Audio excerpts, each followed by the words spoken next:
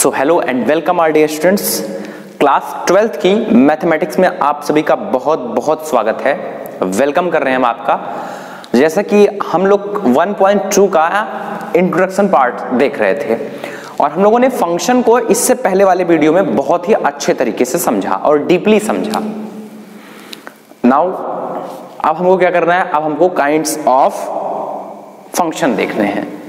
ठीक है, हम लोग ने टाइप्स ऑफ फंक्शन क्लास 11 में देखा था। अब यहाँ पे हम लोग काइंड्स ऑफ फंक्शन देखते हैं। काइंड्स ऑफ फंक्शन हेडिंग लगा लीजिए आप लोग, kinds of function. Kinds of function. Okay, तो आपके सिलेबस में क्या क्या है जानते हैं? अपना सिलेबस एक बार जान लीजिए। देखिए आपके सिलेबस में हम लोगों को क्या क्या पढ़ना है। तो आपके सिलेबस में हम लोगों को बेसिकली 1 फंक्शन पढ़ना है। क्या क्या पढ़ना है? 1 फंक्शन, यानी कि इसको हम लोग इंजेक्टिव के नाम से जानते हैं।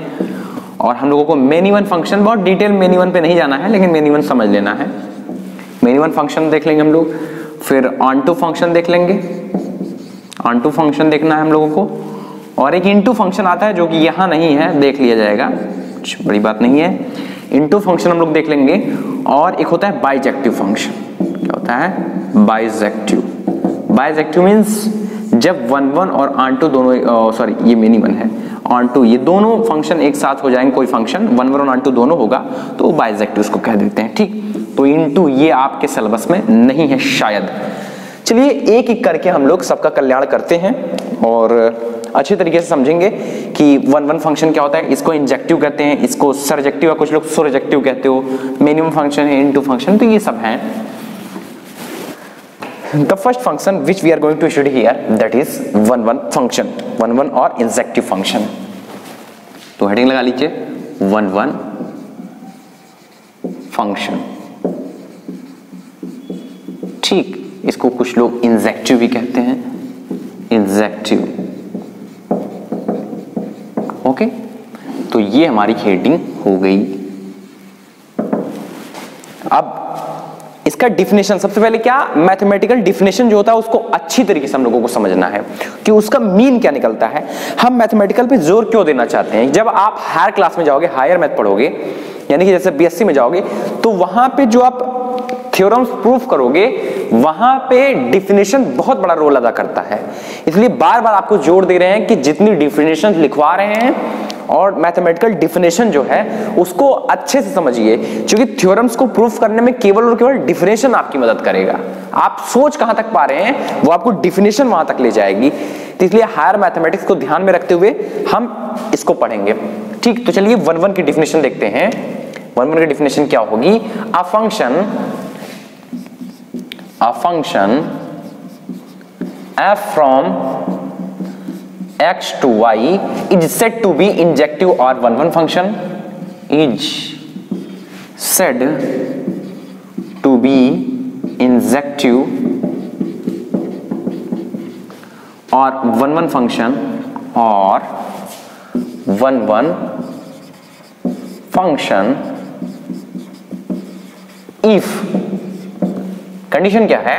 if x1 y belongs to f and x2 y belongs to f implies that x1 is equal to x2। और इसको ऐसा भी लिख सकते हैं हम लोग, कैसे?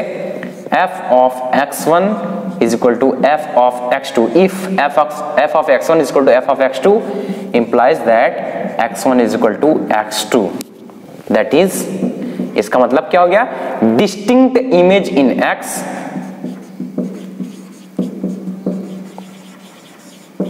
distinct image in x have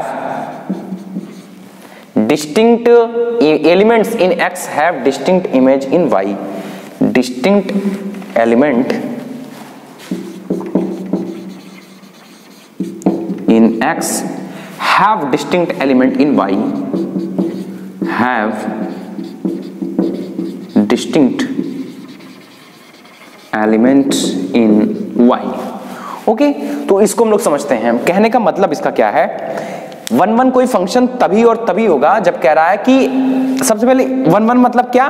कि इसका केवल कहने का मतलब ये है कि वन एलिमेंट की वन इमेज होगी, ऐसे ट्रिक से समझो इसको। वन यहां पे लिख लो एलिमेंट, वन एलिमेंट की वन इमेज होगी, वन इमेज होगी, तभी और तभी वो फंक्शन होगा।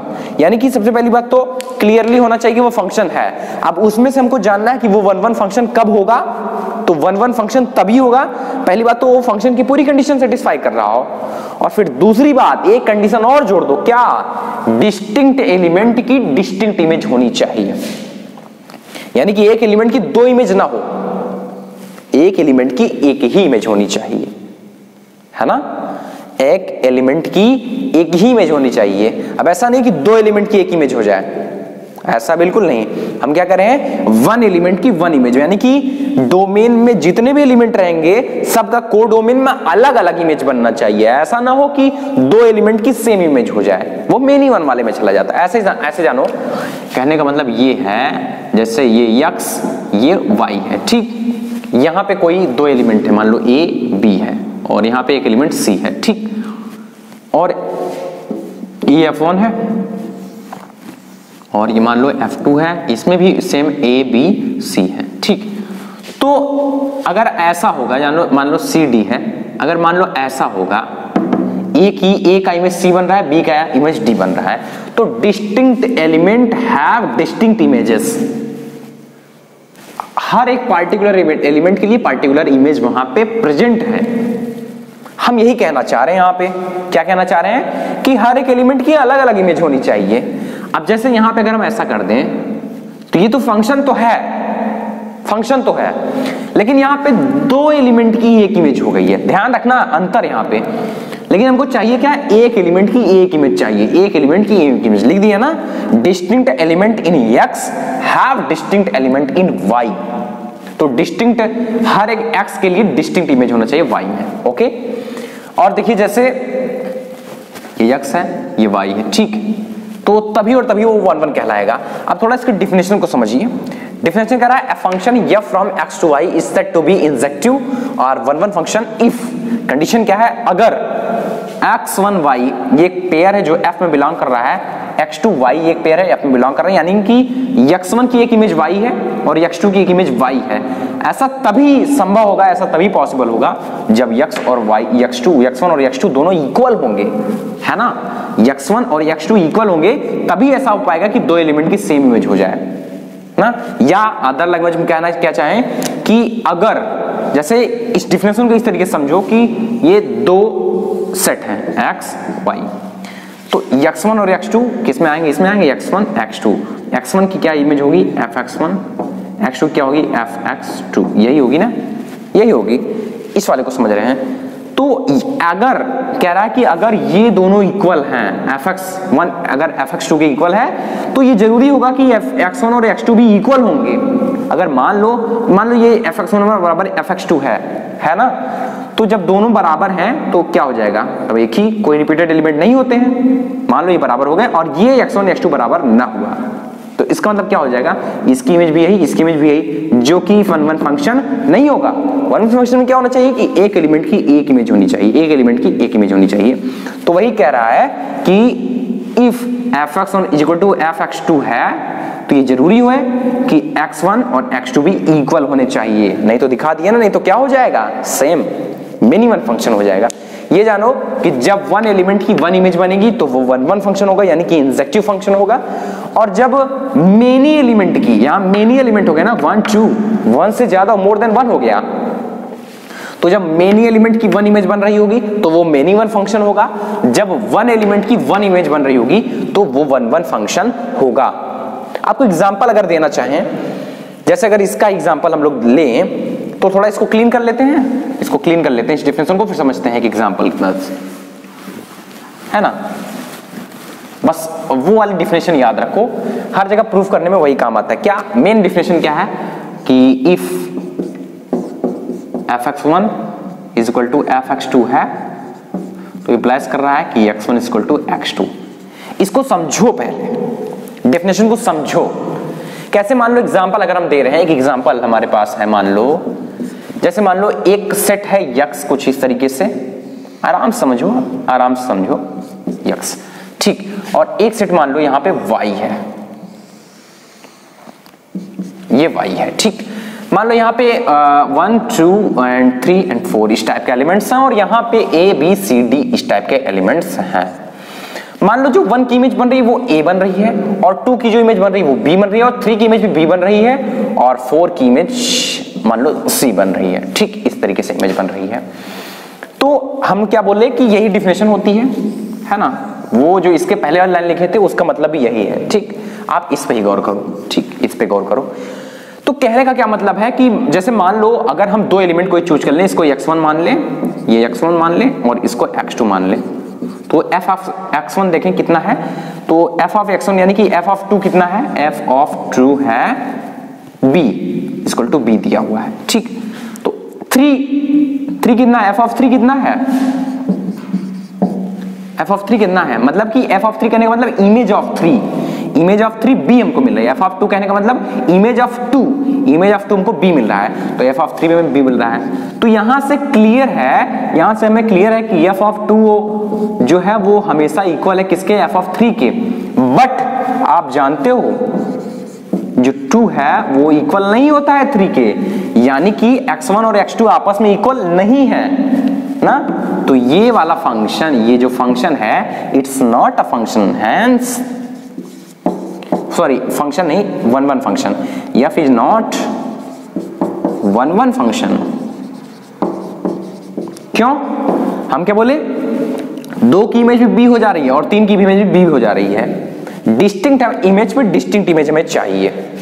अभी समझे, f of x1 equal to f of x2 अगर है तो x1 इक्वल टू x2 क्यों होना चाहिए। देखो अगर x1 x2 बराबर नहीं है तो दो एलिमेंट की सेम इमेज हो जा रही है, इसीलिए हमने कहा कि f of x1 equal to f of x2 अगर है तो ये इंप्लाइज करना चाहिए कि x1 इक्वल टू x2 है। अगर ये कंडीशन सेटिस्फाई हो रही है तो वो 1 फंक्शन होगा, अदरवाइज 1 फंक्शन नहीं होगा। तो तब वो फंक्शन क्या होगा, तब वो फंक्शन मेनी 1 फंक्शन हो जाएगा। देखो मेनी एलिमेंट की एक इमेज बन रही है, तो ये फंक्शन कौन सा हो गया, मेनी 1 फंक्शन हो गया। अगर हम लोग अपने जनरल नॉलेज से कोई एग्जांपल इसका उठाएं, जनरल नॉलेज से थोड़ा मजे ले लें हम लोग 1 फंक्शन का, अगर हम लोग जनरल नॉलेज से उठाएं तो वो भी देख लेते हैं, समझ में तो आ गया होगा ना कि 1 फंक्शन क्या होगा। अभी हम लोग एल्गोरिथम में देखेंगे कि किस तरीके से सॉल्व किया जाता है। ऐसे तो देख के आप बता ले रहे हो ना कि 1 फंक्शन है, आपको जो ये हम लोगों को ये चैप्टर को पढ़ना है उसमें हम लोग को लिखना भी पड़ेगा, किस तरीके से प्रूफ करेंगे कि वो 1 है कि आंटू नहीं, आंटू है, लिखना आपको हम सिखाएंगे। देख के तो आप देखो 1 फंक्शन और आंटू फंक्शन जो आपके चैप्टर में है, या मेनी 1 फंक्शन या बाइजेक्टिव जो है, आप देख के तो मैक्सिमम लड़के ऐसे होते हैं जिनको समझ में आ जाता है और वो देख के बता देते हैं कि वो 1 फंक्शन होगा, आंटू फंक्शन होगा कि नहीं होगा। बात फंसती है लिखने की कि लिखें कैसे, कौन सा स्टेप पहले कौन सा स्टेप बाद में। तो आप बिल्कुल टेंशन मत लीजिए, बहुत ही इजीएस्ट मेथड से आपको लिखना तक सिखा देंगे और आप एक्सपर्ट हो जाओगे एकदम से। 1 और आंटू आपको बच्चों का खेल लगेगा। फंक्शन जो काइंड्स ऑफ फंक्शन है ये आप आराम से कर ले जाओगे, पूरी की पूरी प्रश्नावली कर ले जाओगे, पूरा चैप्टर कर ले जाओगे। बस जितना पढ़ा दे रहे हैं वो आराम से देखो। आगे चलिए बढ़ते हैं। हमने क्या कहा, एग्जाम्पल, कुछ मजेदार एग्जाम्पल देख लें अपने जीके से, जनरल नॉलेज से हम लोग देख लेते हैं। A function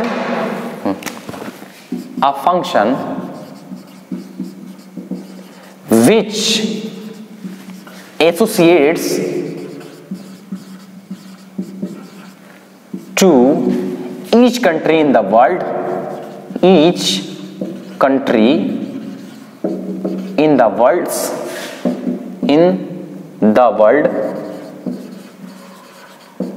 its capitals, capital. एक ऐसा फंक्शन जो एसोसिएट करता है क्या, each country in the world it's capital. Each country in the world it's capital. देखो हर कंट्री की केवल और केवल क्या, मान लो ये ऐसे हो गया, ये ऐसे हो गया, इंडिया न्यू दिल्ली हो जाएगा, है ना। ब्रिटेन, तो ब्रिटेन का यहाँ पे कैपिटल हो जाएगा आपका। अमेरिका, तो अमेरिका का अपना कैपिटल हो जाएगा। तो सभी कंट्री का distinct country have distinct capital. तो ये जो फंक्शन होगा ये भी क्या होगा, 1 फंक्शन होगा।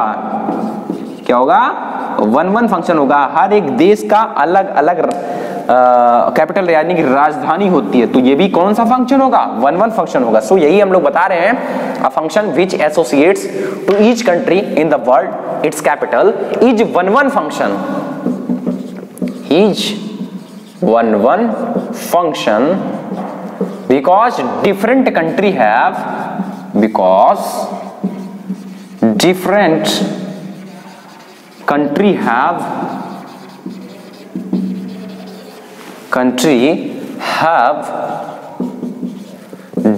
capital, okay. हर कंट्री के पास अपना एक अलग अलग कैपिटल होता है, इसलिए ऐसा फंक्शन भी क्या कहलाएगा? वन वन फंक्शन होगा। अब हम लोग कुछ मैपिंग के जरिए फंक्शन को समझते हैं और हम लोगों का एकदम से क्लियर हो जाएगा कि कौन वन वन फंक्शन होते हैं एक्चुअल में। तो चलिए क्लीन कर लेते हैं इसको और हम लोग एग्जाम्पल की ओर बढ़ते हैं। तो स्टूडेंट्स, ये हमारा एग्जाम्पल है, इसको आप लोग ध्यान से देख लीजिएगा तो आप लोगों का इंजेक्टिव एकदम से क्लियर हो जाएगा कि वन वन फंक्शन आखिर में होता क्या है।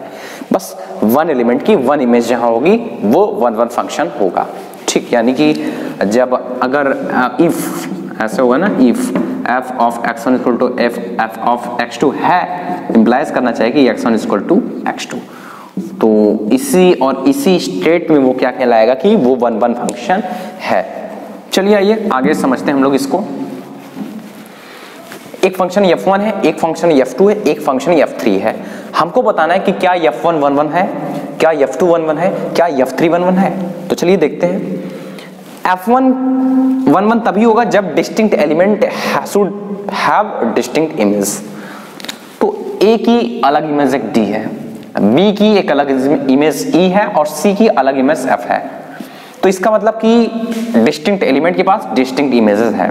तो यहां पे जो पहला होगा f1, so f1 is injective function, injective, okay. f1 is injective. f2 देखते हैं, a की g, b की e, c की f। तो अलग अलग एलिमेंट के पास अलग अलग इमेजेस हैं, तो इसका मतलब कि f2 जो होगा वो भी f2 इज इंजेक्टिव, ओके। और जो f3 है वो क्या होगा? देखिए a की एक इमेज e है, लेकिन b की इमेज भी f है और c की इमेज भी f है, तो मेनी एलिमेंट की वन इमेज हो गई। यानी कि मेनी वन, एक्चुअल में तो ये मेनी वन फंक्शन होगा, लेकिन हम यहाँ पे देख क्या रहे हैं, इंजेक्टिव है कि नहीं है। तो दो एलिमेंट की एक इमेज हो गई, जबकि क्या होना था? Distinct element should have distinct images, but here distinct image have same image, distinct element have same image, hence f3 is not, f3 is non injective. नाम नहीं लिखना है, केवल पूछा था कौन इंजेक्टिव है, कौन इंजेक्टिव नहीं है। रीजन क्या होगा? बिकॉज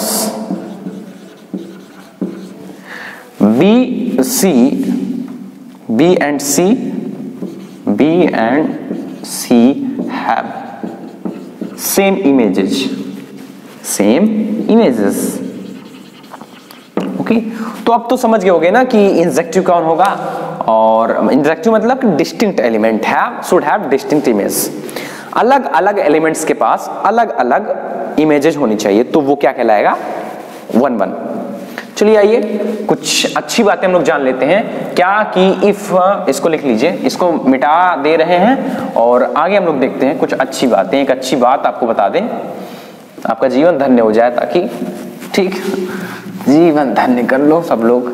अच्छे से पढ़ो बस, और क्या, नोट्स बनाते चलो, कोई बहुत कठिन सी चीज नहीं है ये कि कोई तोप होगा। देखिए क्या हम बताना चाह रहे हैं, आपको बताना ये चाह रहे हैं, if f from x to y, if f from x to y be an injective map, be an injective map। एक बात जान लो, इंजेक्टिव मैप कहें, इंजेक्टिव मैप कहें, चाहे इंजेक्टिव फंक्शन कहें, बात सेम है। फंक्शन और मैप दोनों एक चीज होती है, ठीक। If f from x to y be an injective map and x y are finite set and x y are finite set, okay, then then number of element in x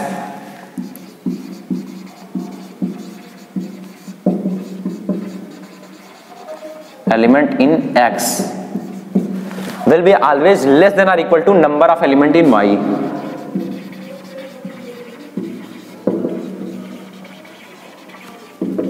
in y यानी कि ये हो जाएगा, ठीक। कोई भी आपको अभी जो दिए थे उसमें भी देख लोगे तो हमेशा डोमेन में जितने एलिमेंट रहेंगे वो को डोमेन के एलिमेंट से बराबर रहेंगे या तो उनसे लेस रहेंगे, कभी ज्यादा नहीं हो सकते। अगर ज्यादा हो जाएंगे, मान लो ऐसे हुआ ए बी सी, ये कोई फंक्शन है, ये कोई एफ मान लो फंक्शन है, और सी डी एफ ये ज्यादा हो सकता है, सॉरी ई मान लो इसको, ये ज्यादा हो सकता है, ये ज्यादा नहीं होगा कभी भी। देखो ई ए से बना लेगा, बी डी से बना लेगा, मान लो सी एफ से बना लिया तो ठीक है।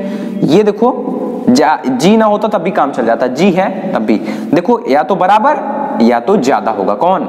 ये एन ऑफ वाई ज्यादा होगा, एन ऑफ एक्स नहीं। एन ऑफ एक्स अगर मान लो ज्यादा, एक कंडीशन हम लोग दिखा रहे हैं एन ऑफ एक्स ज्यादा वाली, मान लो ए बी सी है, यहाँ केवल डी और ई है, मान लो ये और ये, चलो यहाँ पे नंबर ये जो ये x है ये y सेट है, इसमें x में ज्यादा हो गया तो एक छूट गया, ये फंक्शन ही नहीं है। तो ये पक्का है कि if f from x to y be an injective map and x y are finite set then number of element in x is always less than or equal to number of elements in y, ऐसा होता है, ठीक। ये आपके लिए नमूना था, आपके लिए चॉकलेट था। आगे बढ़ते हम लोग, एक एग्जांपल कर लेते हैं, इसके बाद एल्गोरिथम देखेंगे। एल्गोरिथम मतलब कि जो आपके चैप्टर में क्वेश्चन दिए हैं उनको लिखना कैसे है, उनका सॉल्यूशन वो जानेंगे हम लोग, ठीक है। तो आइए बढ़ते हैं, एग्जांपल की ओर बढ़ते हैं और एग्जांपल देखते हैं। बोला है कि let a equal to 1 2 3 4, b equal to 1 2 3 4 5 6 and f from a to b a function defined by fx equal to x plus 2 for all x जो हैं, मतलब कि जो एलिमेंट होंगे वो कहां से बिलोंग कर रहे हैं, सेट a से। ये एक फंक्शन दे दिया है, ध्यान से देखो, ये बारे फंक्शन डिफाइन कर दिया, कैसा डिफाइन है फंक्शन, ओके। और ए बी, तो सबसे पहले हम फंक्शन निकाल लें कि एक्चुअल हमारे पास फंक्शन क्या आएगा, एफ है ना, एफ क्या आएगा वो निकाल लेते हैं। फंक्शन डिफाइन किया है कुछ इस तरीके से कि F X equal to X plus 2 है, यानी कि यक्स कुछ लेंगे उसकी इमेज कैसे में मिलेगी वो बता दिया है कि हमेशा उस यक्स में 2 जोड़ दो तो वो उसकी इमेज हो जाएगी। जैसे मान लो कि सेट ये ए है ये बी है, ठीक। ए में कितने 1 2 3 4 है, 1 2 3 4 है, ओके। और बी में क्या है 1 2 3 4 5 6 है, 1 2 3 4 5 6 है, ओके। मान लो अगर 1 ले हम, ये x ये y, ओके। ये फंक्शन है, डिफाइन कैसे है, f equal to X plus 2, इस तरीके से फंक्शन डिफाइंड है। मान लो x के स्थान पे अगर हम 1 लेते तो fx, इसके लिए fx क्या हो जाता, x के स्थान पे 1 रख दो तो क्या हो जाएगा 1 प्लस 2 यानी कि 3। तो x अगर 1 लेंगे तो 1 में जो भी x लो उसमें 2 जोड़ दो तो वो उसकी इमेज हो जाएगी। जैसे x अगर 1 लिए तो 1 में 2 जोड़ दो तो यानी कि 3 इसकी इमेज हो जाएगी। अगर x 2 लिए तो 2 में 2 जोड़ दो तो 4 इसकी इमेज हो जाएगी। अगर x के स्थान पे 3 लिए तो 3 में 2 ऐड कर दो तो क्या हो जाएगा 5, तो इसकी इमेज क्या हो जाएगी 3 की 5। अगर 4 लिए तो 4 में भी 2 ऐड कर दो तो 6 इसकी इमेज हो जाएगी, है ना। तो इसका मतलब कि हमें मिलेगा क्या क्या, पेयर क्या मिलेगा, यहाँ पे मिलेगा 1 3 मिलेगा, ओके, एंड 2 4 मिलेगा और 3 5 मिलेगा और 4 6 मिलेगा, है ना। फंक्शन डिफाइन करने का मतलब हमें y की वैल्यू इसी तरीके से मिलेगी। f(x) क्या होता है, एक प्रकार से y की ही तो वैल्यू होती है ना। तो आप ये समझा करो कि जो सेट दिया है उसमें से x को चूज करेंगे और जो फंक्शन है वो हमको इमेज देगा यानी कि y की वैल्यू देगा। तो हमारा पेयर इस तरीके से, पहला x दूसरा y, यही तो होता है। अब देखिए, ध्यान से देखिएगा, क्लियरली ऐसे लिखेंगे, क्या लिखेंगे, clearly different element in A have different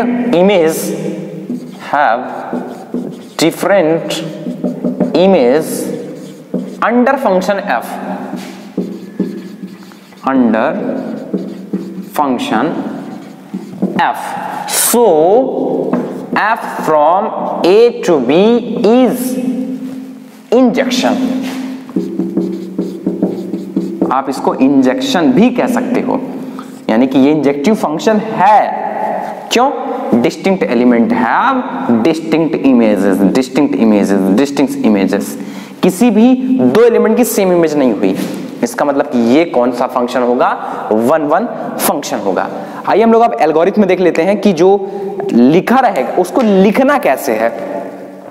आपके क्वेश्चन में जो देखिए आप देखोगे ना, अपने क्लास में देखो आप कैसे कैसे क्वेश्चन है, उसको देखोगे तो आपको देख के तो पता चल जाता है कि ये इंजेक्टिव है कि नहीं है, लेकिन लिखना कैसे है अब वो हम लोग यानी कि एल्गोरिथम में देखने चल रहे हैं. तो इसको क्लीन कर लेते हैं, फिर देखते हैं कि कैसे लिखना रहता है. आइए हम लोग क्या देखते हैं, algorithm to check the injectivity of a function, है ना, कि कैसे हम चेक करेंगे कि वो इंजेक्टिव है कि नहीं है. इसमें कुछ स्टेप अप्लाई होते हैं, उन स्टेप्स को हम लोग कवर करते हैं. स्टेप फर्स्ट देखते हैं. स्टेप फर्स्ट ये क्या कहता है, ठीक. आइए स्टेप फर्स्ट हम लोग देखते हैं. तो इसमें ये कहता है कि टेक 2 आर्बिट्रेरी एलिमेंट. टेक बता दे रहे हैं, जैसा स्टेप लिख रहे हैं वैसा ही लिखना है आपको, एकदम अच्छे से एकदम, ठीक है, नंबर बढ़िया मिलेगा. देखते हैं. Take 2 arbitrary elements, arbitrary element x1, x2 say in the domain of f, in the domain of f. यानी कि सबसे पहला काम में क्या करना है कि डोमेन से कोई दो एलिमेंट चूज कर लेना है. आप डिफिनेशन थोड़ा गौर करो. डिफिनेशन क्या कहता है कि if f of x1 is equal to f of x2 implies करना चाहिए क्या, x1 is equal to x2, यानी कि हमें दो एलिमेंट तो चूज करना ही पड़ेगा, है कि नहीं. तो स्टेप फर्स्ट क्या होगा, take 2 arbitrary elements x1 x2 से in the domain of f. चलिए स्टेप सेकंड की ओर बढ़ते हैं. स्टेप सेकंड हमारा क्या कहता है, स्टेप सेकंड क्या कहता है. ओके, इसको क्लीन कर लेते हैं. स्टेप सेकंड जो है वो कहता है कि put fx1 is equal to fx2. Okay, पहले चूज किए, फिर पुट किए fx1 fx2. सबसे पहले क्या किए, x1 और x2 चूज किए कि ये और ये हम चूज कर लिए कि ये x1 है ये x2 है. फिर put fx1 equal to fx2, यानी कि इसकी इमेज और इसकी इमेज पुट कर दो. ओके, स्टेप थर्ड देखते हैं हम लोग. स्टेप थर्ड, ठीक, ये क्या कह रहा है कि solve fx1 is equal to fx2. Okay, if f of x1 is equal to f of x2 gives x1 is equal to x2 only, then f from a to b is 1-1 function. 1-1 function, otherwise not. Otherwise not. तो यही तीन step हम लोगों को देखना है ना. क्या क्या, पहली बात तो take 2 arbitrary elements x1 x2 से in the domain of f. यानी कि जैसे अगर आप याद हो आपको, तो हमने अभी एक एग्जांपल किया था इस तरीके से 1 2 3 4 ऐसे लिए थे हम, और a b c d इस तरीके से दिए थे. 1 का इमेज a बन रहा था, 2 का इमेज b बन रहा था, और 3 का इमेज मान लो b बन रहा था, और 4 का इमेज c बन रहा था. इस तरीके का एक फंक्शन हमने लिया था. ये x था ये y था, तो लिख नहीं रहे, बस एक ओवरव्यू दे रहे. तो हमने वहां क्या किया था, सबसे पहले 2 आर्बिट्रेरी एलिमेंट चूज किए थे. क्या क्या, हमने 2 को x1 माना था और 3 को x2. ध्यान दो, याद करो, हमने जब इंजेक्टिव हमने पढ़ाना चालू किया था तो क्या किया था, x1 और x2 दो एलिमेंट चूज किया था, इसके बाद क्या किया था, put x1 equal to x2। तो ऐसे किए थे ना, हम दिखाए थे f ऑफ x1 बराबर क्या था, b था, f ऑफ x2 बराबर क्या था, b था, ऐसा। इसके बाद क्या पुट किए थे, ये मान पुट कर दिया, f ऑफ x1 क्या है, b, f ऑफ x2 क्या है, b, तो f of x1 equal to f of x2, ये हो गया था। यानी कि क्या, f ऑफ x1 यानी कि f ऑफ 2 और f ऑफ 3 आपस में बराबर हैं कि नहीं है, देख लो, b b है तो दोनों आपस में इक्वल थे, तो f of 2 equal to f of 3 था। और फिर क्या बोल रहा है कि solve f of x1 equal to f of x2, solve हमने किया तो क्या मिला कि if f of x1 equal to f of x2 gives, भाई रियलिटी में देखो f of 2 equal to f of 3 है ना, क्योंकि दोनों की वैल्यू सेम है, b b है, कह रहा है कि gives x1 equal to x2 only, then f from a to b each one function, otherwise not। तो देखो कि ये जो 2 does not equal to 3 दे रहा है ना, जबकि देना क्या था, f of x1 equal to f of x2 gives x1 equal to x2। जब ऐसा दे देता तो हम उसको क्या कहते थे कि वो इंजेक्टिव है, लेकिन ऐसा दिया नहीं, 2 और 3 आपस में इक्वल नहीं थे, इसलिए ये वाला फंक्शन हमने बताया था कि इंजेक्टिव नहीं होगा। तो सेम इसी स्टेप में आपको लिखना है, सबसे पहले 2 आर्बिट्रेरी एलिमेंट चूज करने हैं और x1 x2 पुट कर देना है, वहां पे वो दोनों वैल्यू आ जाएगी हमारे पास। अगर f of x1 equal to f of x2 देता है, क्या देता है, x1 इक्वल टू x2, तो उसको हम कह देंगे इंजेक्टिव है। और जैसे नहीं दे रहा है, नहीं दिख रहा है, नहीं दे रहा है, तो वहां पे आप क्या करोगे, ये तो ठीक है, इतना लिख देने के बाद वहां पे एक एग्जांपल दे देना, कोई एक एग्जांपल पकड़ के दिखा देना कि ये और ये इक्वल है बट ये इक्वल नहीं है, इसलिए इंजेक्टिव नहीं है। बस इतना काम इंजेक्टिव के लिए करना है। तो ये तो आपको एक सैंपल प्रॉब्लम दी है। अब हम लोग कुछ एग्जांपल देखते हैं 1-1 पे, तो एकदम से क्लियर हो जाएगा कि लिखा कैसे जाता है। इसको क्लीन कर लेते हैं, फिर हम लोग एग्जांपल की ओर बढ़ते हैं। ओके,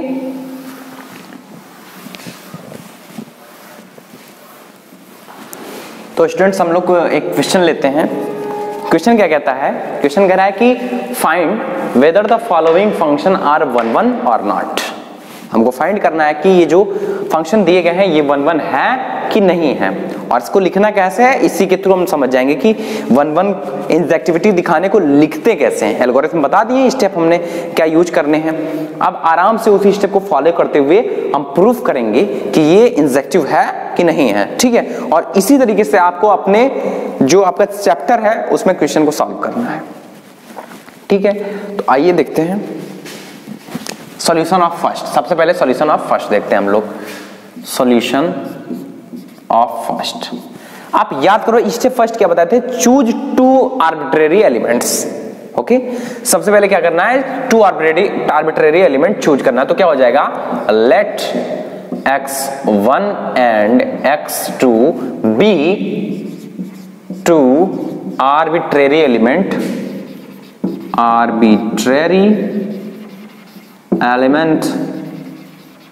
अच्छा, आर्बिट्रेरी एलिमेंट कहां से चूज करना है, डोमेन से चूज करना है। तो यहां क्या लिखेंगे, let x1 and x2 be 2 arbitrary element of R। ये कौन सा R है जानते हो, डोमेन ऑफ F है। ये क्या है, डोमेन ऑफ F। ओके, ये R कौन सा है, डोमेन वाला है, क्योंकि R टू R, ये देखो R टू R बन रहा है, तो हमने किस R से x1 x2 दो आर्बिट्रेरी एलिमेंट चूज किया है, फंक्शन के डोमेन वाले से, ठीक है। इसको याद रखिएगा। तो पहला काम तो हमारा हो गया।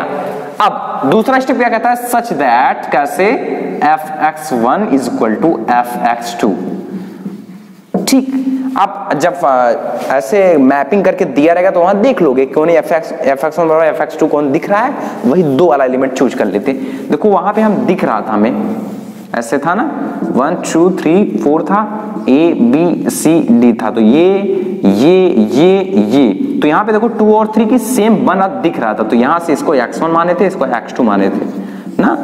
तो वही यहाँ भी काम किए हैं, let x1 and x2 be 2 arbitrary element of R, domain of F, such that fx1 is equal to fx2। अब क्या, सॉल्व पुट कर दिए, अब सॉल्व करना था ना, तो तब क्या हो जाएगा, अब थर्ड वाला स्टेप क्या हो जाएगा, then fx1 is equal to fx2। अब वैल्यू पुट कर दो यहीं पे, क्या हो जाएगा भाई, ये इंप्लाइज क्या करेगा, f ऑफ x। तो f ऑफ x की वैल्यू क्या दी है यहाँ पे, ये देखो f ऑफ x की वैल्यू दी है x³ + 2। तो f ऑफ x1 क्या हो जाएगा, x1 क्यूब प्लस 2, x के स्थान पे x1 रख दो तो क्या हो जाएगा, x है तो x के स्थान पे x1 होने पे क्या हो जाएगा, x1 क्यूब प्लस 2। ओके, यहां पे लिखना था हमको x1 क्यूब प्लस 2, ये क्या, अब fx2 यानी कि आपकी बार x के स्थान पे x2 रखना है तो क्या हो जाएगा, x2 क्यूब प्लस 2।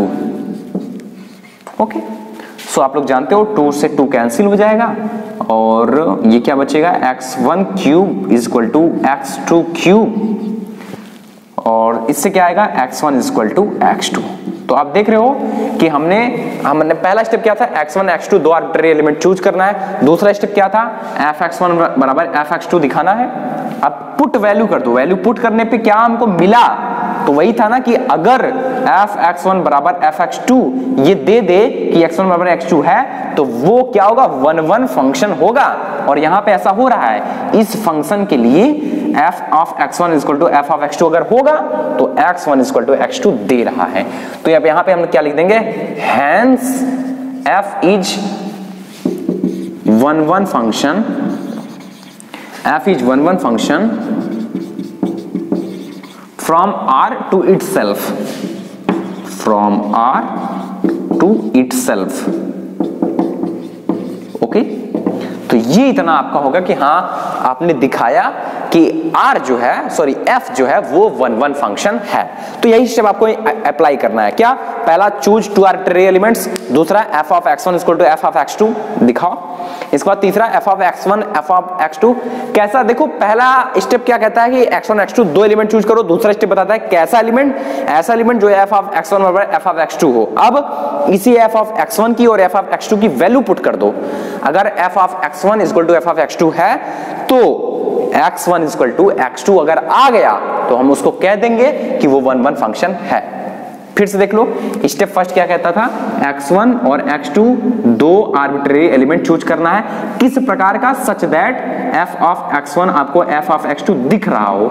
ठीक है, अब यहां पे पुट कर दो वैल्यू, जब वैल्यू पुट कर दो अगर ये दे देगा x1 इक्वल टू x2 तो वो क्या होगा, इंजेक्टिव होगा, अदरवाइज वो इंजेक्टिव नहीं होगा।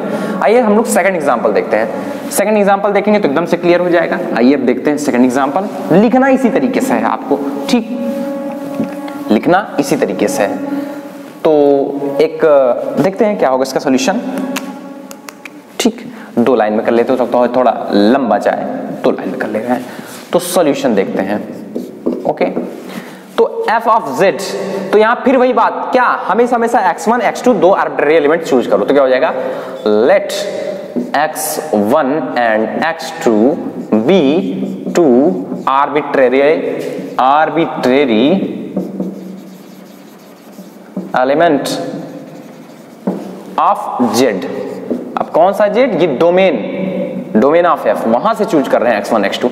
लिख लो, नहीं लिख लो काम चलेगा। ठीक, तो पहला काम हमारा हो गया कि हमने दो आर्बिट्रेरी एलिमेंट को चूज कर लिया, सच दैट किस तरीके से कि f of x1 is equal to f of x2। Okay, इसके बाद क्या कहता है कि अब यहां पे क्या करता है कि देन अब क्या मान रख देते हैं हम लोग, क्या कर देते हैं, मान f of x1 equal to, यानी कि वैल्यू पुट कर देते हैं। तो ये इंप्लाइज f ऑफ x1, अब देखो फंक्शन ये आपकी बार ये है f of x equal to x square plus 1, ये फंक्शन है आपकी बार।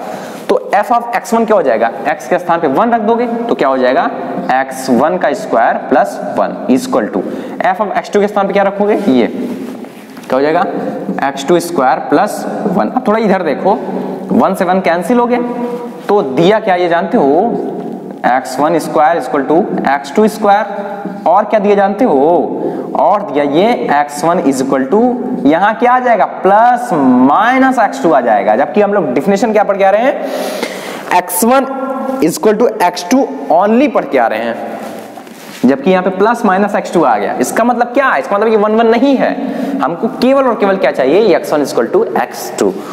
तो अब क्या लिखेंगे, here f of x1 is equal to f of x2 does not provides the unique solution the unique solution x1 is equal to x2, but it provides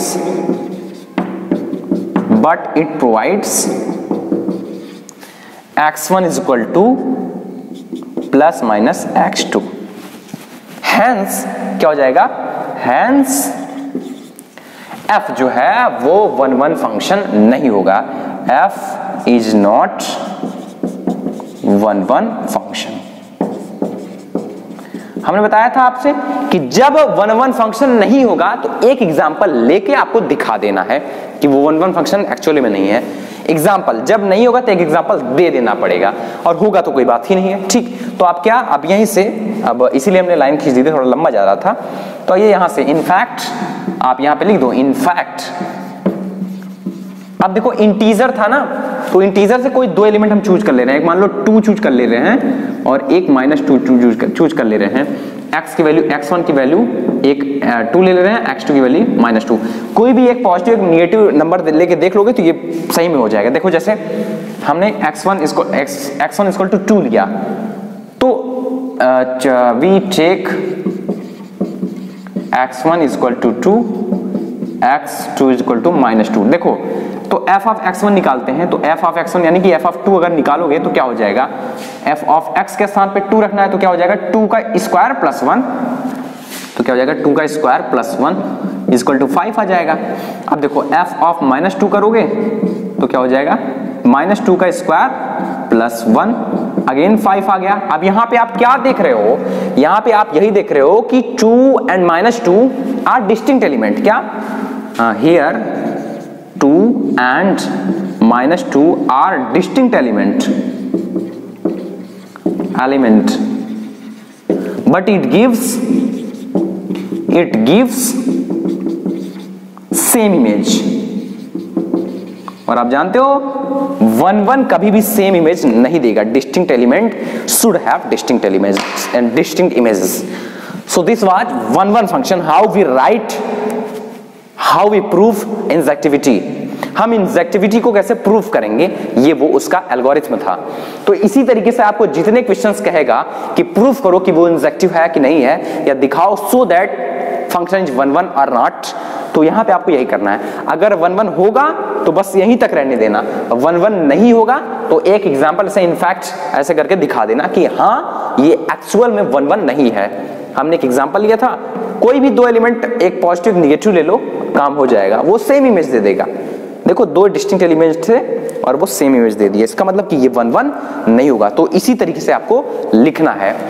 क्या, एक बार फिर से ध्यान लो. पहला स्टेप x1 x2 दो एलिमेंट हमको choose करने हैं. दूसरा step f of x1 equal to f of x2 put करना है. तीसरा step f of x1 equal to f of x2 को सॉल्व करना है. फिर से पहला स्टेप x1 x2 दो एलिमेंट चूज किए सच दैट किस प्रकार का x1 आपको f of x1 equal to f of x2 दिख रहा था. फिर तीसरा step f of x1 equal to f of x2 को सॉल्व कर दो. अगर वो दे रहा है क्या x1 इक्वल टू x2 तो 1-1 फंक्शन होगा.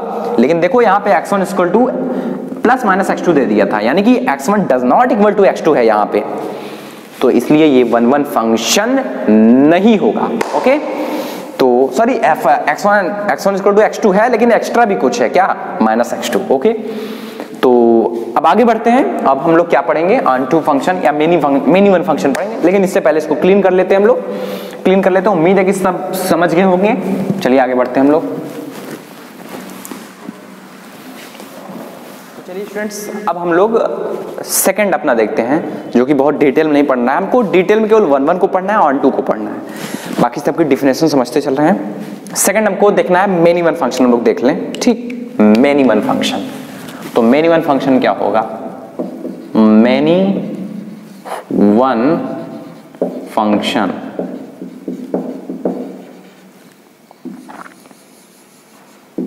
ओके, इसकी डेफिनेशन देख लेते हैं. A function f from a to b is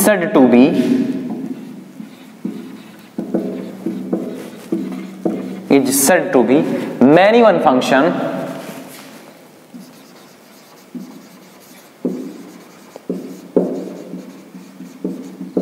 if two or more element of set A,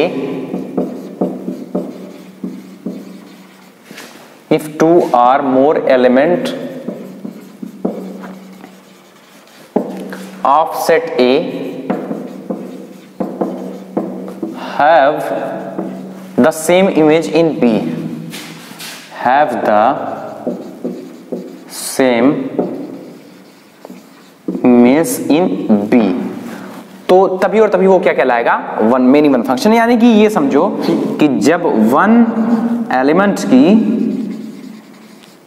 one image हो तो क्या कहलाएगा, वन वन फंक्शन कहलाएगा। और जब मेनी एलिमेंट की वन इमेज होगी तो वो क्या कहलाएगा, मेनी वन फंक्शन कहलाएगा। देखो ए फंक्शन या from A to B set to be many one function if two or more elements, तो टू आर मोर एलिमेंट्स करने का मतलब मेनी एलिमेंट्स हो गए of set A have the same image in B. तो दो या दो से ज्यादा एलिमेंट्स की अगर सेम इमेज बी में होगी तो वो मेनी वन फंक्शन होगा। ओके, चलो देखते हैं हम लोग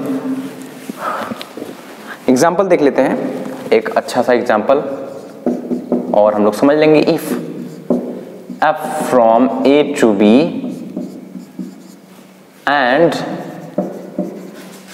g from x to y be two function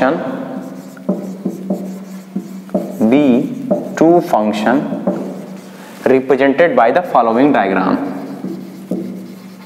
represented by the following diagram।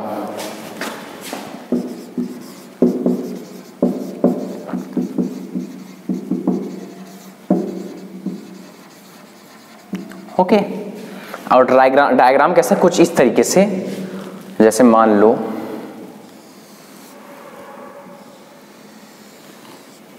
ये क्लास 11th वाले नजर लगा दिए थे, इसीलिए ये हमारा गोला बहुत अच्छा बन नहीं रहा है। अब जब से वो लोग नजर लगाए हैं तब से मेरा बन नहीं रहा है।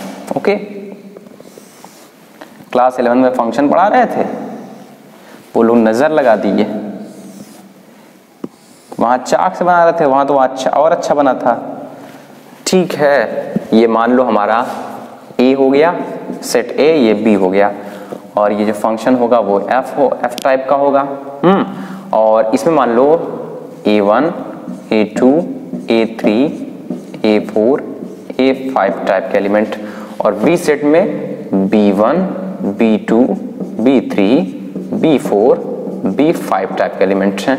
ओके, तो मान लो कि A1 का जो इमेज बन रहा है वो B1 बन रहा है, और A2 का इमेज B2 बन रहा है, B2 है भाई, ठीक है, ये B2 है, और A3 का इमेज क्या बन रहा है, B3 बन रहा है, और A4 का इमेज भी B2 बन रहा है, और A5 का इमेज B4 बन गया है।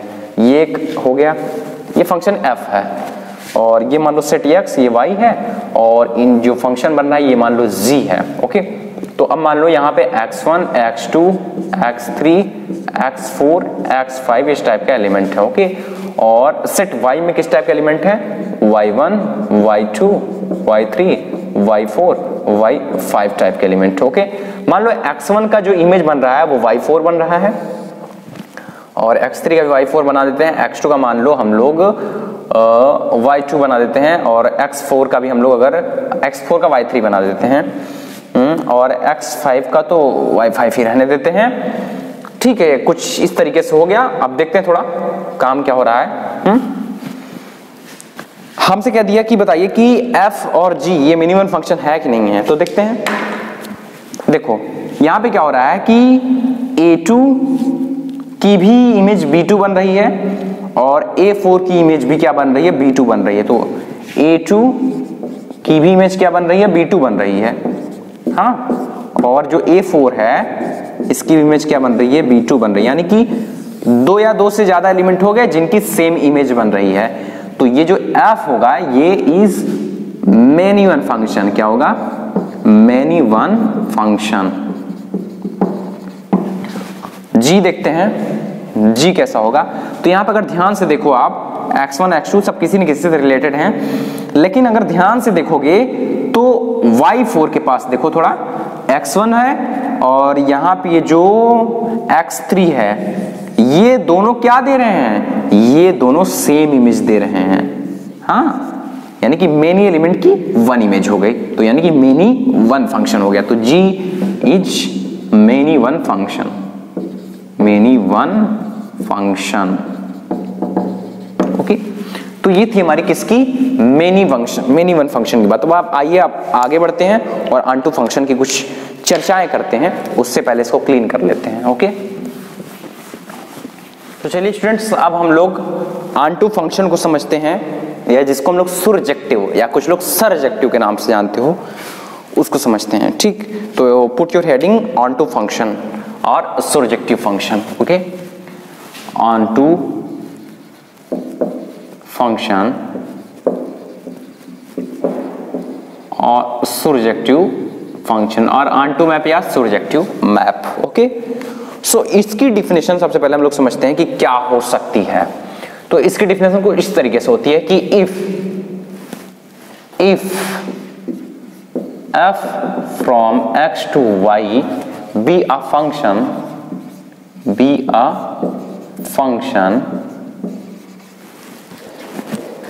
for all, ऐसे लिखेंगे, for all y belongs to y there exists x belongs to x such that, किस तरीके से, x y belongs to f, that is, इसका मतलब क्या है कि y is equal to fx, अभी समझा रहे हैं। इसका मतलब ये है कि that is, मेन तो यही है, each element in y, each element in y is image of some element in x, then f is called, क्या called, अपना onto और surjective function। ओके, ये है बात। थोड़ा समझते हैं क्या कह रहा है कि if f from x to y be a function, अगर वहां पे जो दो सेट होते हैं ना, एक ये होता है, एक ये होता है, समझो ये x हो गया, पहला वाला x, दूसरा वाला y है ना। तो कह रहा है y belongs to y, यानी कि यहाँ जितने फंक्शन होंगे, यानी a1 a2 a3 मान लो इस टाइप के फंक्शन होंगे, तो कह रहा है कि देयर एग्जिस्ट, वहां पे एग्जिस्ट होना चाहिए क्या, हर y belongs to y, यानी कि y में जितने एलिमेंट हैं इनके लिए एग्जिस्ट होना चाहिए क्या, x belongs to capital X, such that X Y function हो, यानी कि जो x होगी वो y की इमेज होगी, या ये कह सकते हो y जो होगा वो, सॉरी x जो y जो होगा वो x की इमेज होगा, या ये कह सकते हो कि x जो होगा y की प्री इमेज होगी। यानी इसका कहने का मतलब ये है कि यहाँ पे a1 के लिए कुछ ना कुछ यहाँ पे इमेज होनी चाहिए, प्री इमेज होनी चाहिए। यहाँ पे x2 मान लो, a3 x3 मान लो, ये मान के चलो कि ये जो दूसरा वाला सेट है अपना कोडोमेन है, ये कभी भी खाली नहीं होना चाहिए, इसकी कोई ना कोई प्री इमेज जरूर मौजूद होनी चाहिए, तभी ये क्या कहलाएगा, ऑनटू फंक्शन, अदरवाइज ये ऑनटू फंक्शन नहीं होगा। इसका कहने का मतलब आप एक वर्ड में ये भी समझ सकते हो, जब आपका कोडोमेन जो है, कोडोमेन वही जब रेंज हो जाएगा तो उस अवस्था में, उस स्टेट में समझ लेना कि वो ऑनटू फंक्शन होगा।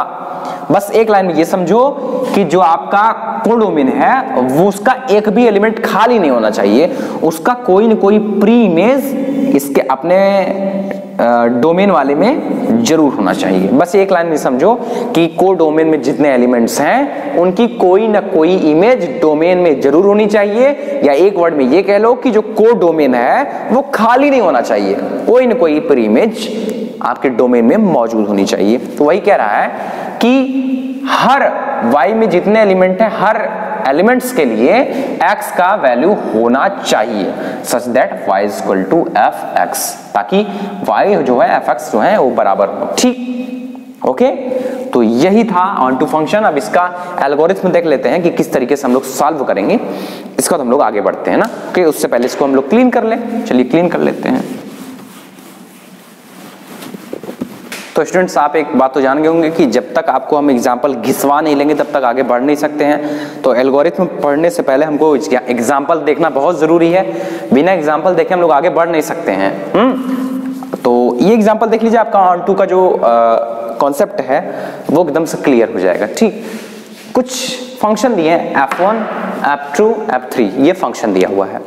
हमसे पूछ रहा है कि इसमें से कौन सा फंक्शन ऑन टू है। देखते हैं, ऑन टू होने का मतलब क्या है कि जो कोडोमेन है उसका एक भी एलिमेंट खाली नहीं होना चाहिए, उसकी कोई न कोई प्री इमेज डोमेन वाले में मौजूद होनी चाहिए, है ना। देखते हैं, डी की एक प्री इमेज ए है, अच्छी बात है। ई की एक प्री इमेज सी है, अच्छी बात है। एफ की कोई प्री इमेज नहीं है, ये गंदी बात है। जी की एक प्री इमेज है बी, लेकिन एफ की कोई भी प्री इमेज नहीं है, ये गंदी बात है। इसका मतलब क्या हो गया, F1 is not onto, okay, और F1 इज नॉट सर्जेक्टिव। इसको देखते हैं, B की एक प्री इमेज A है, अच्छी बात है। E की एक प्री इमेज C है, अच्छी बात है। और F की एक प्री इमेज B है। तो यहाँ क्या हो जाएगा, F2 is onto, okay, F2 onto है। देखते हैं F3, D की एक प्री इमेज A है, अच्छी बात है। D की एक प्री इमेज B है, अच्छी बात है। E की एक प्री इमेज C है, प्री इमेज C है, यानी कि F3 is also on to. बस यही क्या था, F1 जो था वो ऑन टू फंक्शन नहीं था, बस यहाँ लिख देना, F1 is not on to function, okay. और F2 के लिए क्या लिखोगे, F2 is on to function, F3 is also on to function, okay. हाँ, अब हम लोग एल्गोरिथम देखेंगे कि किस तरीके से सॉल्व करते हैं। बिना एग्जाम्पल घसीटवाए और बिना एग्जाम्पल घिसवाए चंदन कहाँ लगेगा। चलो इसको भी मिटाते हैं, मिटाने का ही काम तो है। स्टूडेंट्स आइए हम लोग देखते हैं क्या, algorithm to check for checking surjectivity of a function। Algorithm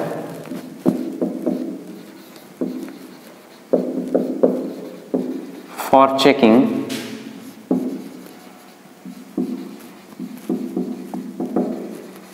surjectivity of a function।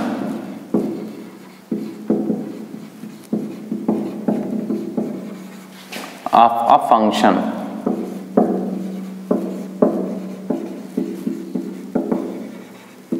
Okay. तो ये हमको अब यहां से एल्गोरिथम जानना है कि क्या क्या स्टेप हैं जो इन्वॉल्व होंगे कोई ऑन टू या सर्जेक्टिविटी प्रूव करने के लिए। ठीक, सबसे पहले स्टेप फर्स्ट हम लोग देखते हैं। क्या देखते हैं, स्टेप फर्स्ट। स्टेप फर्स्ट क्या कहता है, एकदम आराम से सुनो, बस जान जाओगे कैसे प्रूव करना है। ठीक, स्टेप फर्स्ट कहता है, सबसे पहले क्या लिख दो, स्टेप फर्स्ट से पहले भी बता दो एक बात। क्या बात बतानी है, बस यही बात बतानी है। ऐसे लिखना है, लेट f from a to b be the given function, okay. क्या है, be the given function, okay. चलिए पहली बात यानी कि स्टेप फर्स्ट। स्टेप फर्स्ट हमें क्या करना है यहाँ पे, तो स्टेप फर्स्ट कुछ नहीं, choose an arbitrary element y in b। Choose an arbitrary element y in b, इस तरीके से। मतलब कि ए बी दो सेट होंगे, इसमें से कोई एक आर्बिट्रेरी एलिमेंट y चूज करना है।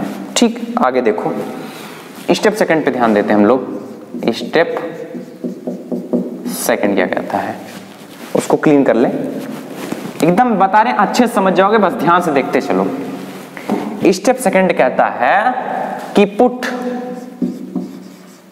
f(x) is equal to y, okay. Put f(x) is equal to y। f(x) equal to y कहने का मतलब कि y कोई एलिमेंट चूज किए और कोई ना कोई फंक्शन दिया होगा ना, कोई फंक्शन भी तो दिया होगा क्वेश्चन में, तो उस फंक्शन की वैल्यू को और y को आप इक्वल दिखा दो, इक्वल, ठीक। तो स्टेप थर्ड क्या हो जाएगा, स्टेप थर्ड होगा हमारा solve the equation f(x) = y and obtain x in the form of y, in the form of y। लेट हमने कोई क्या पाया कि x = gy, ठीक, फॉर्म ऑफ y, एक ऐसा हमको फंक्शन मिल जाएगा। कहने का मतलब अभी तक क्या मतलब हुआ कि choose an arbitrary element of y in B। दूसरे वाली कोडोमेन से कोई एक एलिमेंट, कोई आर्बिट्रेरी एलिमेंट y चूज कर लो, इसके बाद पुट कर दो f(x) = y, यानी कि f(x) कोई फंक्शन क्वेश्चन में दिया रहेगा, उसके इक्वल टू y पुट कर दो। अब ये जो मान लो f(x) मान लो कोई कुछ दिया हुआ है, f(x) = x² + 2 ऐसे कुछ दिया हुआ है, तो आप क्या करोगे, ऐसे करोगे x² + 2 = y कर दोगे ना। f(x) = y करने का ये मतलब हुआ कि कोई फंक्शन दिया रहेगा f(x) = x² + 2 टाइप का, तो क्या कह रहा है, f(x) = y पुट कर दो, यानी कि f(x) की वैल्यू क्या है, x² + 2 = y, ऐसा पुट कर देना है, ठीक। इसके बाद थर्ड स्टेप करता है कि solve the equation f(x) = y। अब ये जो इक्वेशन आया f(x) = y कहने का मतलब x² + 2 y आया है। अब इसी इक्वेशन को, यानी कि f(x) = y कहो चाहे x² + 2 = y, इस इक्वेशन को सॉल्व करो ऑन एंड ऑब्टेन x, यानी कि अब यहां से x की वैल्यू फाइंड करो इन द फॉर्म ऑफ y। तो यहां पे अगर x की वैल्यू फाइंड करते हैं इन द फॉर्म ऑफ y, तो क्या हो जाता, x = हो जाता y - 2/x, ये आता ना। तो यही कहना चाह रहा है कि solve the equation f(x) = y and obtain x in the form of y, let x = gy, यानी कि x = y - 2/x, इसको हमने gx यहाँ पे कह दिया कि ये gy कह दिया है, यानी कि कुछ इस तरीके का फंक्शन मिलेगा, ठीक। तो ये बातें हम आपको समझाना चाह रहे हैं। आगे देखो, समझ आएगा, बहुत आसान सा है, ठीक। आगे देखो स्टेप फोर्थ हमारा क्या कहता है, बस जो स्टेप बता रहे हैं ऐसे ही आप लिख दोगे तो आपका गलत नहीं होगा, ठीक। स्टेप फोर्थ कहता है कि if for all values of y belongs to B, x obtained from x = gy are in A, then f is onto,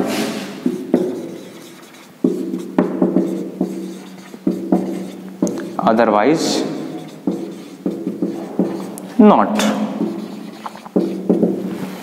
देखो क्या रहा है, कह रहा है कि स्टेप फर्स्ट कह रहा है कि choose an arbitrary element in y, यानी कि मान लो ऐसे, मान लो f(x) = x² + 2 टाइप का कोई फंक्शन होगा और इस तरीके से a b कोई सेट होंगे, ठीक।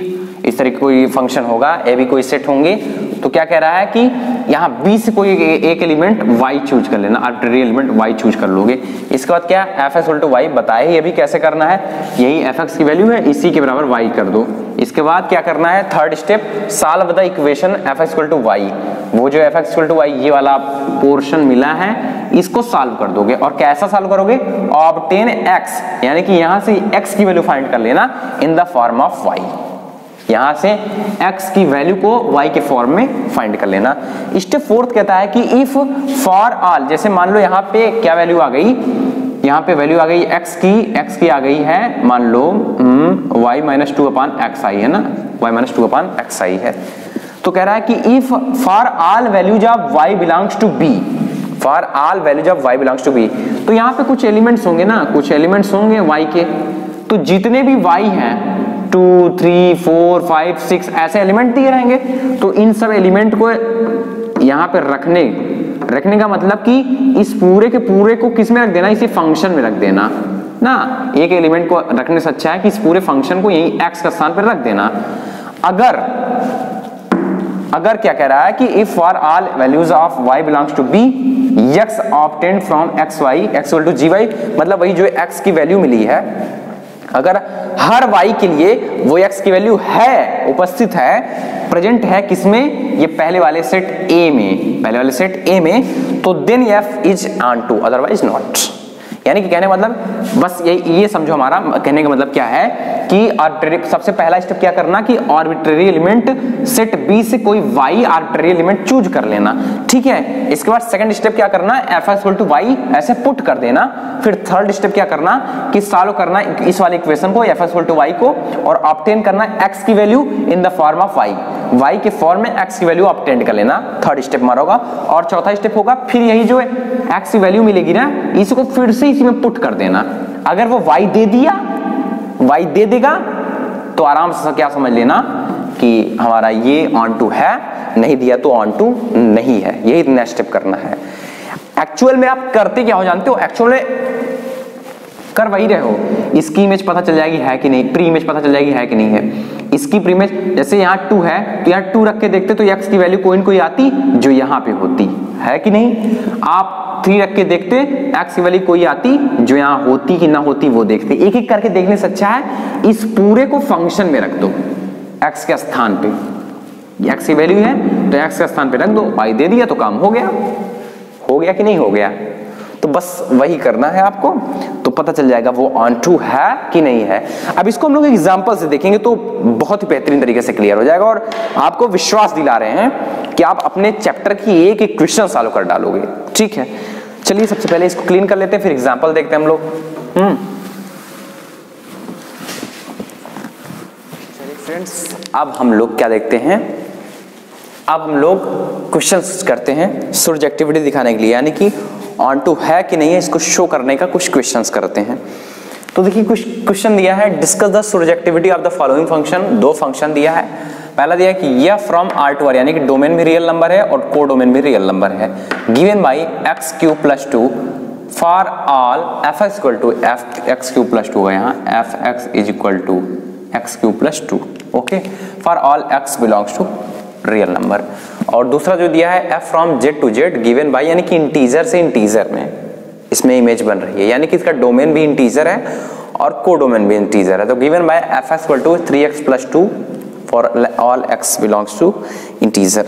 आप लोग अब जान गए हो, हमने आपको एल्गोरिथम बता दिया था। तो क्या कौन कौन सा स्टेप पकड़ते हुए आते हैं। सबसे पहले कोई y आर्बिट्रेरी एलिमेंट चूज करते हैं, इसके बाद क्या करते हैं fx इक्वल टू y कर रख देते हैं।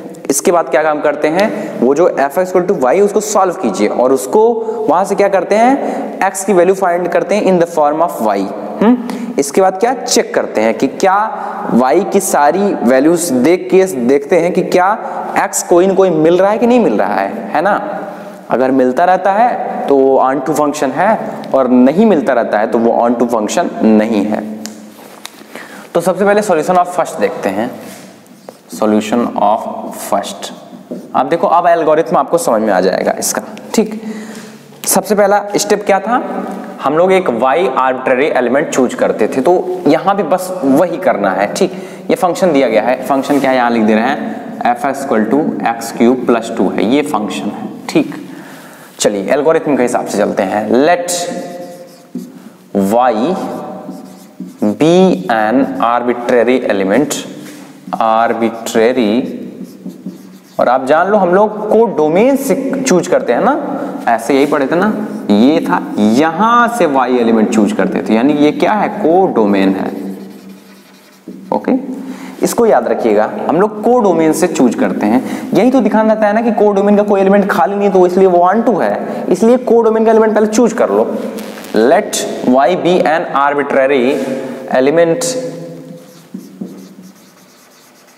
इन R। अब ये R कौन सा है, ये को डोमेन वाला है, ओके, को डोमेन। इतना तक समझ में आया। देन फर्स्ट स्टेप हमारा हो गया। सेकंड स्टेप क्या कहता था, fx equal to y, put fx is equal to y, then fx equal to y। अब fx कितना दिया हुआ है, fx दिया है x³ + 2, तो रख दो x³ + 2 is equal to y, put हो गया। सेकंड स्टेप भी हो गया। अब थर्ड स्टेप क्या कहता है, x की वैल्यू फाइंड कीजिए y के फॉर्म में, तो आइए इसको कर लेते हैं हम लोग। x की वैल्यू तो x क्यूब क्या हो जाएगा, y माइनस 2 हो जाएगा, और यहां से क्या हो जाएगा, x इज इक्वल टू क्या हो जाएगा, y माइनस 2 के पावर 1/3। भाई जितना इधर पावर रहता है उतना 1 बाय उतना पावर उधर हो जाता है, ठीक। तो ये x की वैल्यू आई in the form of y, वही जो हम लोग x equal to G Y लिख देते थे ना, वही आया है यहाँ पे, ठीक है। अब इतना आ गया है, तो आप लोग देखिए अब यहाँ ऐसा लिख ले रहे हैं x की वैल्यू क्या आई है, y माइनस 2 के पावर 1/3। अब आप कुछ भी यहाँ पे रखोगे, आप ध्यान दो, कुछ भी आप रखोगे तो रियल नंबर ही देगा। 1 माइनस 2 ऐसे रखो, जैसे y के स्थान पे 1 अगर रख दो तो 1 माइनस 2 के पावर 1/3, यानी कि -1 के पावर 1/3, तो ये भी कोई रियल नंबर ही होगा, कोई कोई रियल नंबर ही है। तो डोमेन भी रियल नंबर का है और कोडोमेन भी रियल नंबर का है, तो ये भी कोई कोई रियल नंबर है जो कि इसमें होगी, जरूर होगी। आप कोई भी नंबर 4 रख के देख लो, यहाँ पे y के स्थान पे 4 रख के देखो, तो 4 माइनस 2 1/3, तो कुछ भी आप रख के देखोगे ना तो हमको रियल नंबर ही मिलेगा, ये जान लो, क्या मिलेगा, रियल नंबर ही मिलेगा। तो इसका मतलब क्या हो गया कि हर x के यहाँ पे ये x है, यहाँ पे जो भी y का मान रखोगे, कोडोमेन से जो भी एलिमेंट उठाओगे उसके लिए कोई न कोई x का मान होगा। इसका मतलब ये कि हर कोडोमेन के सारे एलिमेंट के लिए कोई न कोई x का मान है ना, कुछ भी 1 2 3 4 5 6 कुछ भी अगर दिया होता रियल नंबर के जगह पे, तो यही y के स्थान पे रखते, ये जो 1 2 3 4 ऐसे ही कुछ दिया होता तो 1 को y के स्थान पे रख दे तब भी ये रियल नंबर देता, 2 को y के स्थान पे रखते तब भी रियल नंबर देता, 3 को y के स्थान पे रखते तब भी, मतलब कि कोडोमेन में उपस्थित हर एक एलिमेंट जिसको हमने y माना है उसके लिए डोमेन में कोई ना कोई x एलिमेंट है, यही ये बता रहा है, ठीक है। तो इसलिए ये क्या हो जाएगा, ये होगा ऑनटू फंक्शन। तो लिखोगे कैसे, कुछ ऐसे कि clearly for all y belongs to real number, y minus 2 or 1/3 is a real number, है ना भाई। y belongs to r यानी कि कोडोमेन के एलिमेंट्स को y माने थे, तो उसमें जितने एलिमेंट है उसको पुट कर दो यहाँ, तो कोई न कोई x मिल रहा है, तो यानी कि ये उसके लिए रियल नंबर हुआ, ठीक। Clearly for all y belongs to r, y minus 2 के power 1/3 is a real number. 10 क्या लिख देंगे हम यहाँ पे, 10 for all y belongs to r यानी कि कोडोमेन वाला, there exist x is equal to y minus 2 power 1/3। देखो एकदम ध्यान से देखना, एकदम इन r यानी कि डोमेन वाले में, सच दैट fx की अगर fx की वैल्यू है x³ + 2 इसमें रख दे तो वो y हमेशा देगा, ठीक। इसका मतलब ये हुआ, तो समझो इसको, पहले आगे मत बढ़ जाओ। पहला स्टेप तो समझ में आ गया सबको, कोई y आर्बिट्रेरी एलिमेंट चूज की। दूसरा step put f equal to y कर दिए काम। तीसरा स्टेप x की वैल्यू फाइंड की y के फॉर्म में, यहां तक कर दिए। इसके बाद clearly for all y belongs to r, यानी कि ये जो दो गोला था, ये भी r ये भी r, इनमें से कोई भी y इसको माने ही थे इसके एलिमेंट को, तो कोई भी एलिमेंट यहाँ रख दोगे, यहाँ पे y के स्थान पे कोई एलिमेंट रख दोगे तो कोई ना कोई x की वैल्यू मिलेगी, यानी कि ये एक रियल नंबर है, हर y के लिए ये एक रियल नंबर है। तो वही लिखे हैं कि clearly for all y belongs to r, y minus 2 की power 1/3 is a real number.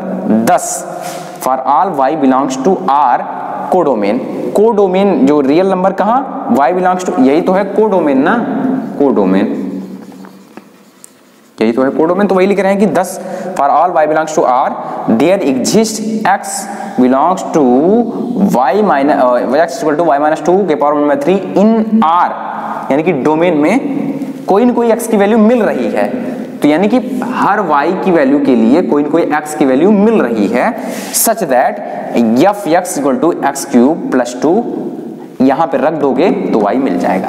तो इसलिए ये ऑनटू फंक्शन है। ओके, तो अनदर एग्जांपल हम लोग देखते हैं।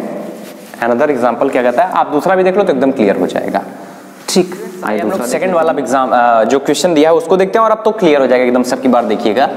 सॉल्यूशन ऑफ सेकंड, ये नमूना आपको दिखा रहे हैं। सेम इसी तरीके से आपके एक्सरसाइज में 1-1 और ऑन-टू भी प्रूफ करने को पूछा है।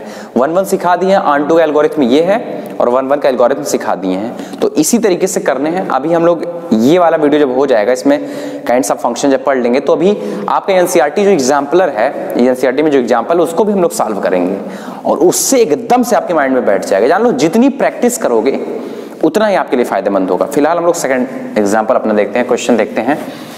कोई काम नहीं करना रहता, बस वही पहला काम, let y be an arbitrary element.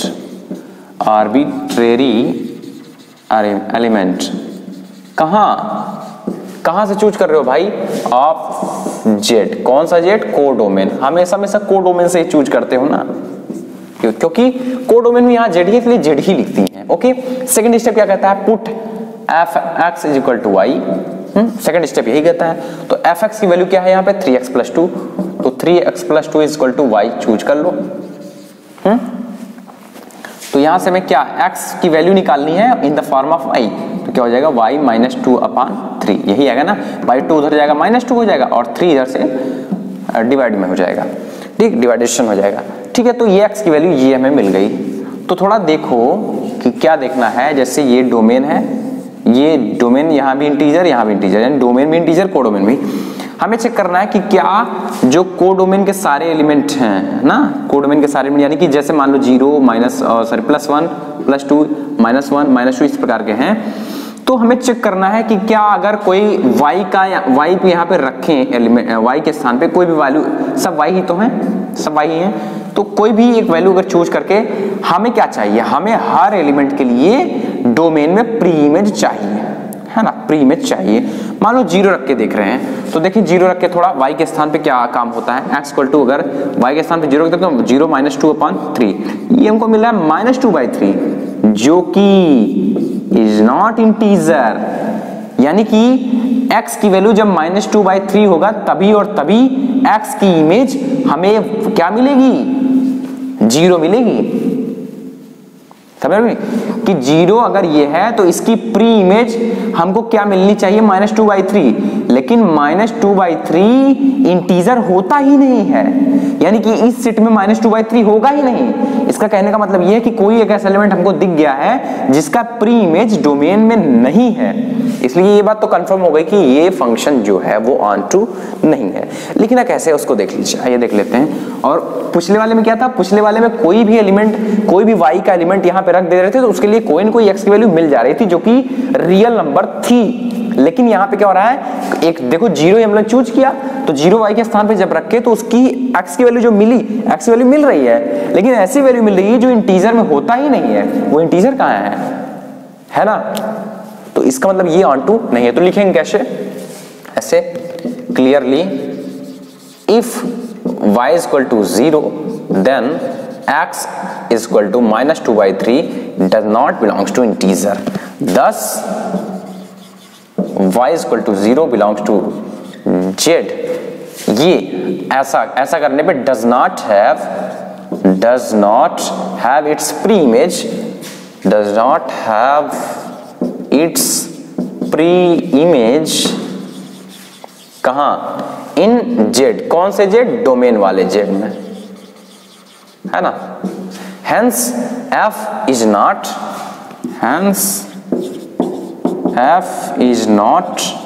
an onto function।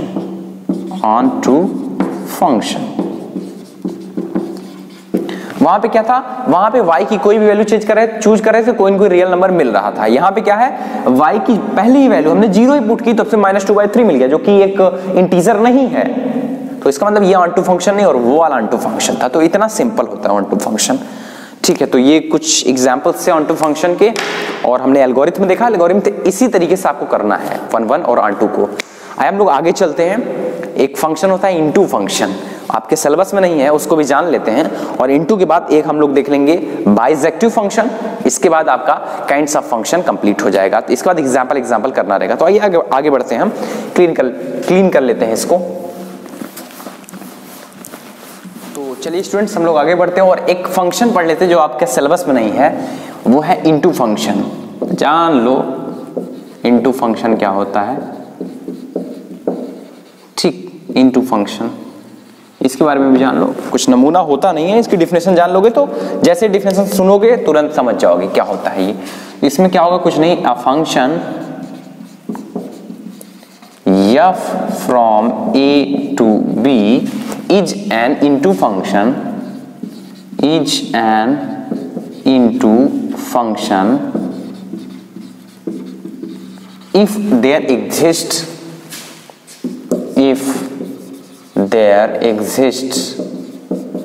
an element in B, an element in B having no pre-image in A, having no pre-image in A, okay, in A, ऐसा यानी कि B में कोई एक ऐसा element हो जिसका pre image A में ना हो।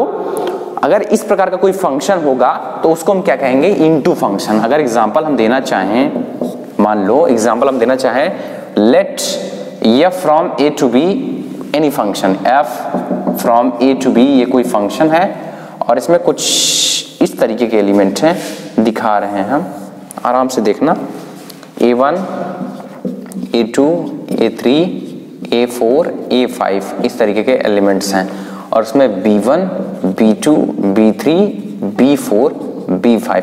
आप लोग क्या करो ना, आप लोग डिफिनेशन को आराम से देखो, डिफिनेशन को, ओके।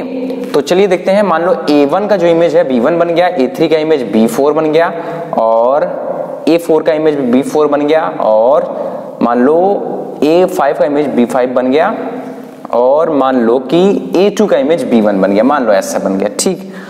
तो आप क्या देख रहे हो, आप देख रहे हो कि हियर ये क्या है, ये डोमेन है और ये क्यू डोमेन है और ये एक फंक्शन है f from a to b, ये फंक्शन है, ठीक। ये क्या है, डोमेन है, यानी कि सेट A है, ये सेट B है। आप क्या देख रहे हो, आप ऐसे हम लोग लिख भी सकते हैं कि क्या, क्लियरली यहां पे देखो B2 and B3 are the two elements ना, B2 and B3 are the two elements for which there is no pre-image in A, है ना, there is no pre-image in A, और हमने डिफिनेशन क्या कही थी, a function f from a to b is an into function if there exists an element in b, an element तो b3 दो element हमको मिल गया और अच्छी बात है, having no pre-image in a, इनकी कोई प्रीइमेज ही a में नहीं है, तो हम क्या कह देंगे, hence f is an into function, okay, ये into function है, ये आपके सिलेबस में नहीं है, इसलिए आप सिंपली ऐसे डिफिनेशन जान लीजिए। आगे बढ़ते हैं और बाइजेक्शन देख लेते हैं, ठीक, बाइजेक्टिव फंक्शन। तो आप बेसिकली आप किस पे गौर करेंगे, जिसका एल्गोरिथम बताए हैं, 1 फंक्शन का एल्गोरिथम बताए हैं और ऑन2 फंक्शन का एल्गोरिथम बताए हैं। इन दो पे तो एकदम खासा गौर कीजिएगा, कई बार, कम से कम 1-2 बार वीडियो रिपीटेड करके देखिएगा, ठीक। फिलहाल अभी हम एग्जाम्पल, जितना हाथ रगड़ोगे, जितना घिसोगे उतना चंदन मिलेगा, जितना हाथ रगड़ोगे उतना ज्यादा आ जाएगा, कॉन्सेप्ट क्लियर होगा। जितनी बार एग्जांपल, जितनी बार क्वेश्चन सॉल्व करोगे उतना ज्यादा, उतना नया नया कॉन्सेप्ट आपके माइंड में जाएगा, अच्छा ये ऐसे होता है, ठीक है। अभी तो चलते हैं एग्जांपल पे, तो आप ट्रेलर था, अभी तो पूरी मूवी बाकी है, ठीक। और क्या, bijective function,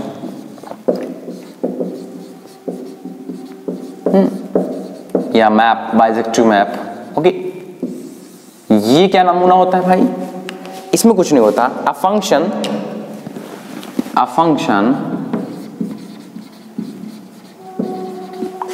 f from a to b is called bijective function,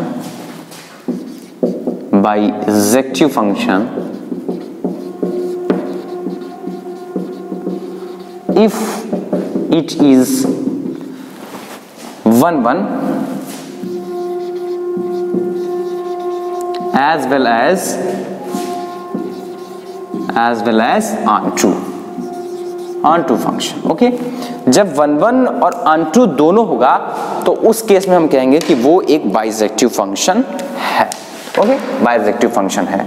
तो जब कोई पूछेगा कि प्रूफ करो कि ये बाइजेक्टिव फंक्शन है तो 1 1 भी दिखाना पड़ेगा और ऑन टू भी दिखाना पड़ेगा। ठीक, तो ये हमारी बात थी काइंड्स ऑफ फंक्शन की।